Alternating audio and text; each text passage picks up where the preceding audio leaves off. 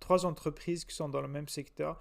Comme vous pouvez le voir sur l'écran, il s'agit bien de Mastercard, Visa, American Express ou plus communément appelé Amex.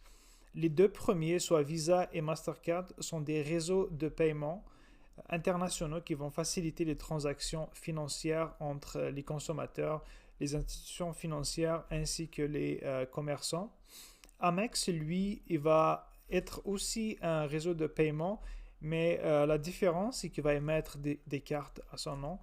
C'est ça la grande différence entre ces trois entreprises. Amex est connu aussi pour cibler plus des clients de haut de gamme grâce aux avantages premium qu'il dispose.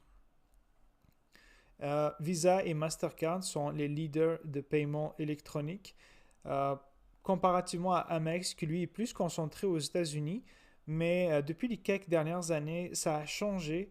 C'est ce qu'on va voir par la suite au fil de la vidéo.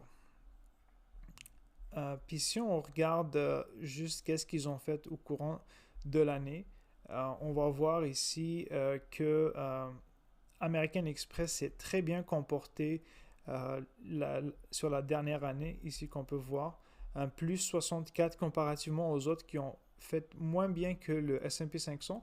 Mais on va découvrir vers la fin pourquoi il y a une aussi grande différence performance des deux, soit Mastercard et Visa, comparativement à Amex qui a littéralement explosé en bourse cette dernière année. Juste pour connaissance générale, ici c'est le fonds d'investissement Berkshire Hathaway de Warren Buffett.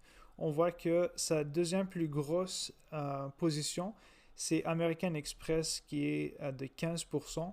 Il détient également Visa et Mastercard, mais avec des pourcentages vraiment plus faibles, 0,9 pour Visa et 0,7% pour Mastercard. On voit qu'il a une très grande confiance en cette entreprise, mais pas pour autant qu'on va aller juste se ruer l'acheter parce que Warren Buffett l'a acheté car lui, il a déjà fait ses calculs, il sait quand est-ce qu'il a acheté, à quel moment vendre, est-ce qu'il va renforcer. Donc on va essayer de regarder ça tous ensemble. Si on regarde juste des chiffres rapidement, on va aller sur le site Finviz que j'utilise quand même assez souvent. Donc la première, il va s'agir de Visa. On voit qu'elle a une capitalisation de 601 milliards de dollars. On voit qu'elle a un PER à 31, un price to free cash flow de 32. On voit qu'elle a de très belles marges.